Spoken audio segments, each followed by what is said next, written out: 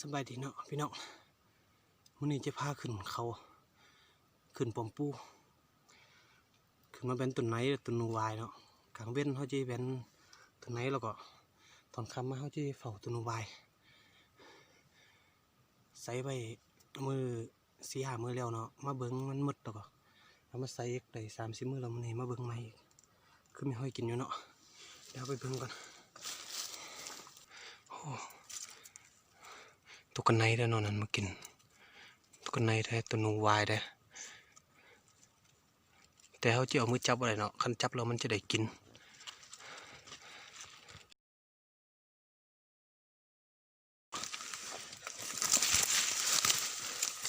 มาแล้วตัวทำเอ็ดเ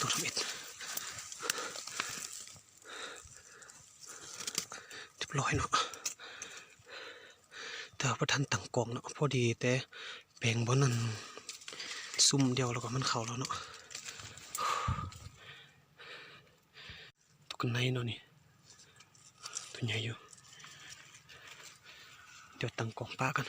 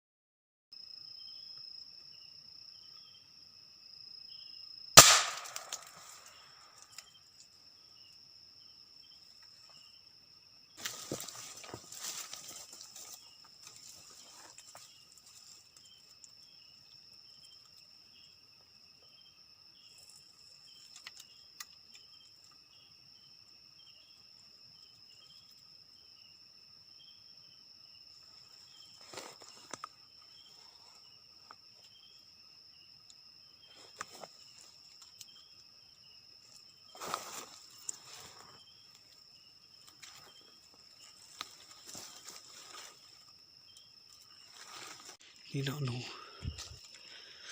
ว่ามันนี่จะเอาตัวเดียวก็ได้หรอกหนูเพราะว่าเขาได้ตัวกันในได้แล้วเนาะหนูทองขาวตัวใหญ่อยู่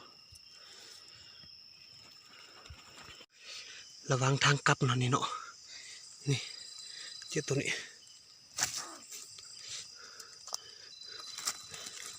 นี่ฮอปปี้เบิ่งคือจะมันมากินมาแถวนี้เนาะนี่กัดเก่งสุดเลยตัวนี้ยังก็ตายเนาะนี่เนาะจะได้ขามันวันนี้โอ้ตัวใหญ่เนาะตัวใหญ่สมควรเลยมันมากินมากเลยแต่ว่าเสียดายมักแก็บเขามืดแล้วเนาะเขาเฝ้าไปแล้วมันนี่เดี๋ยวมื้ออื่นค่อยมาใหม่